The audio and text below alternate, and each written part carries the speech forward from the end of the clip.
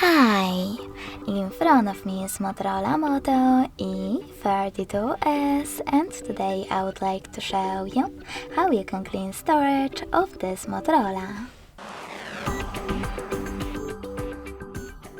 You need to begin by locating an app called Files.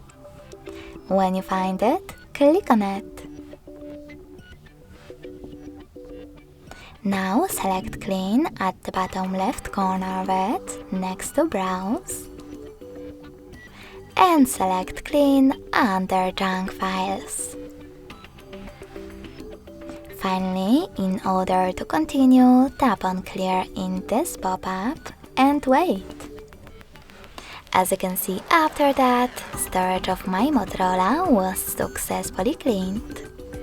Thanks so much for watching. If you enjoyed this video, smash that like button, comment and subscribe. Bye!